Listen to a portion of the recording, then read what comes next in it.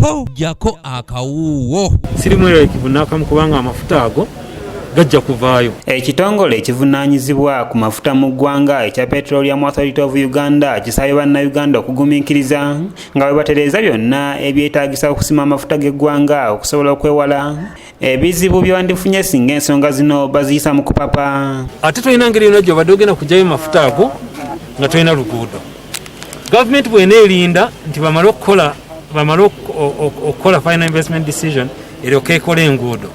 Ejja kwesanga nga tesobodde kukola nguudo ezo mu ssaawa etuusaawo ki amafuta. So ebyo byonna bikwataganyizza. Bino byogeddwa Kiryo Wakiwanuka ng'atuula ku lukiiko olufuuzo lwa Petroleum Authority of Uganda mu nsisinkano mwe babadde n'abantu ab'enjawulo ku Yunivasite y'e Makerere. Kati ndowooza katukirize bye batugamba tulabe bwe binaatambula, naye nze ng'omuntu mbadde ngamba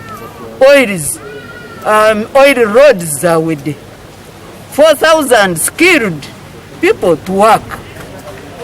Lwaki tevaayo ne tulaba ekitambula? Bino kugenda mu maaso ekitongole kya Petroleum Authority of Uganda nga kiri wamu na Yunivasite y'e Makerere saako Operation Wealth Creation bategese omusomo oguyite symposium okubaganya ebirowoozo ku mafuta g'eggwanga. Kye twetaaga ffe ng'Abannayuganda twetaaga batubuulire ekitambula ekigenda mu maaso. Bwe batubuulira nga bwe batubuulidde nti oyire ejja kuvaayo naye bakyategeka eveeyo bulungi tevaayo bubi ne tufiirwa. Ate batugambye nti tetugiraba ng'eyaffe, baagala oyire bw'enaaba evuddeyo ebe emyaka yonna Abannayuganda bafunemu.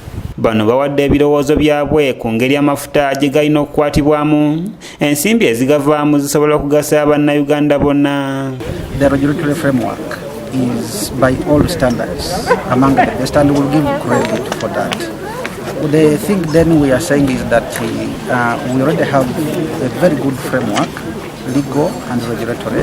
Because when we are talking about the landlocked eco, it's because we did not look at the East African Great Lakes refinery resource, including South Sudan and DRC. Minisita omubeezi w'emirimu n'enguudo Joy Kafula Kabasi ategeeza nti bo bakoze amakubo mu bitundu by'amafuta era nga kyetaagisa gasimibwe mu bwangu eggwanga lisobola okugaganyulwamu. Ng'abantu abalala mu Uganda bwe tulowooza nti lwaki oyiro tevaayo ne tugifunamu, naye ekituufu kiri nti bo bagamba nti oyiro ejja kuvaayo naye mu time entuufu. Bakola preparations entuufu, tebagala kudduka, bagala bakikole mu time entuufu. Kati nze ebyange nabo bibadde tebifaanagana naye kati. Wabula munnamateeka Kiryo Wakiwanuka ng'atula ku lukiiko olutwala ekitongole ekya Petroleum Authority of Uganda ategeeza nti emirimu egisinga ku mafuta g'eggwanga giwedde ng'obudde bwonna eggwanga lyakuganyulwamu. Oil waali ne ssente ze tusuubira okujja mu oil zimanyiddwa. Ekintu kyokka kye twogerako kati nti oil anaavaayo ddi. N'olwekyo bw'ogenda okwewola ng'omanyi ssente we zigenda okuva kikuwa engeri y'okola ki y'okwetegeka. So gavumenti egenda okwewola ng'emanyi oil aliyo, emanyi kati yes oli mutuufu tiziyinza okweyongera ssente, naye gavumenti erina ngeri yonna gye badde eyinza kuzimba nguudo ezo nga teyeewoze.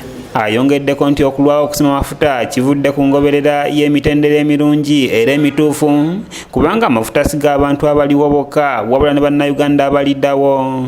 Naye emyaka ebiri emabega authority mwe tukola kati temwalimu n'abakozi n'abantu abali badde bapima amafuta g'okumanya nti gavuddeyo ameka baali tebaliiwo, naye kati weebali. Nekyo tukyenyumirizamu nti kati bwe tutuukidde okutandika okudiscussing final investment decision agenda okupima amafuta, inspector agenda okuinspectinga pipeline, inspector agenda okuinspectinga refinery, awo bonna tubakola ki tubalina basomye beetegefu batandise obikola ki obikola. Kanyike Kevin yakusakidde eggulire lino okulwa ABS Television. Ekirala tulina okumanya nti n'amafuta gano gaatandika okuta